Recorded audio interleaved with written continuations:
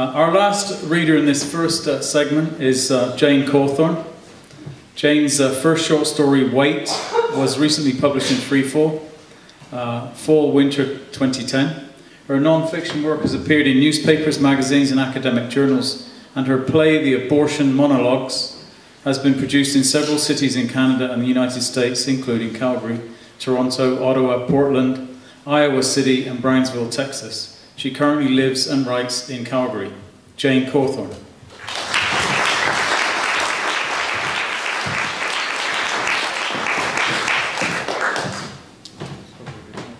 Thank you. This story is called 9 Steps to Becky. It's about urban sprawl, alcoholism, and playing Barbies. And none of that will make sense from this particular snippet. The main character is going to see her old friend Becky in their old neighborhood, which is about to get ripped down to become a highway on-ramp. My old house was already boarded up, but it wasn't what I'd come to see, and I walked past it without nostalgia. I had come to see Becky and give back what I'd stolen on the second last day of our friendship. 23 years ago, when Becky and I were best friends, this was a shiny suburban outpost, full of promised children, bicycles, fresh-cut grass, parks, and school crossing yards. I could almost feel the heat of the summer sun on my hair, the hopscotch chalk on my hands, the imprint of grass clippings on my knees. I could see us in our tented beach blankets, lawn chairs, and clothespins, Becky laughing until Kool-Aid came through her nose. It was her house I thought of as home. I checked for the envelope in my pocket again and knocked on her door. Her father's face appeared in a crack above the security chain. I was instantly 8 years old again. Hello, Mr. Rideout, is Becky here? No, who the hell are you? I'm Frances from next door. Well, next door a long time ago. Sorry to bother you. I heard she was here. Becky, I mean. We were friends. He fumbled with the chain, opened the door wider, and stepped halfway out into the cold. He took a longer look at me, and I forced myself to make eye contact with him. He still scared me, even though he was now a mass of wrinkles and desiccated skin. His eyes narrowed to slits of suspicion, and the few strands of hair that remained on his head were yellow over crusty patches of eczema. He had a drinker's nose, bulbous and red, with deep black pores. Thin lips, lined with dry white spittle, receded into his mouth. His belt was cinched tight, holding up pants that were at least 2 sizes too big on his shrunken frame. You're one of Jack's kids. This was the only place left in the world where I would be marked as one of Jack's kids. He motioned next door. Italians moved in after you, then it was the Chinese. It's like living in the goddamn United Nations. The place was never the same after all that business. Bad business, that was.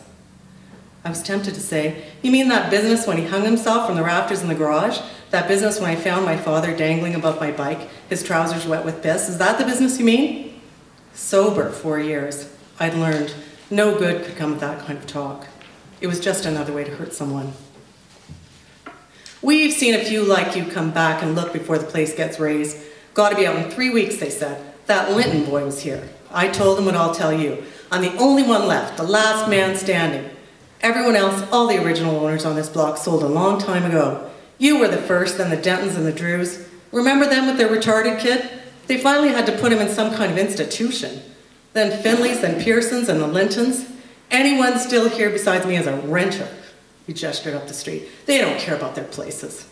I thought about leaving when the boys went to college, but holding out on the city was the best thing I ever did. Pointing a knobby, arthritic index finger at me, he said, let me tell you, this ring road is a gold mine, a gold mine. That's great, I guess. Where are you and Mrs. Rideout moving? Mrs. Rideout? Practically spat. There is no Mrs. Rideout, she's dead. He said it flatly, like it didn't matter, or it was a long time ago. I'm sorry. I said it automatically, but I really was sorry. To think he was still here and she was gone was evidence of karmic injustice on a grand scale. Mrs. Rideout was perfect. Sometimes I think I liked her even more than I liked Becky.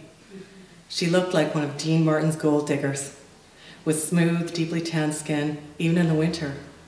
Eyelashes like caterpillars, and black liquid eyeliner that flicked exotically upwards from the outer edges of her eyes. Sometimes, when I arrived in the morning, her long hair was still in gigantic rollers. When she let it go, it would bounce on her shoulders as she walked. If I got there early enough, she would take me and Becky through her 9 steps to beauty. Cold cream, concealer, foundation, blush, powder, eyeshadow, always blue. Liquid eyeliner, mascara, and lipstick. It's all artifice, girls. Art of face, get it? She'd laugh at her joke and kiss her Kleenex, leaving perfect pink lips to float into the garbage can. But don't tell the boys, what they don't know can't hurt them. While my mother spent her summers in an apron, canning every fruit as it came into season, Mrs. Rideout sat in the yard in her chaise lounge wearing a bikini and sunglasses and drinking pink lemonade with gin through a bent straw. By the time the peaches were in, Mrs. Rideout was a deep brown. She danced with us when a good pop song came on the radio. She taught us how to jive without getting dizzy. We practiced for hours in the backyard.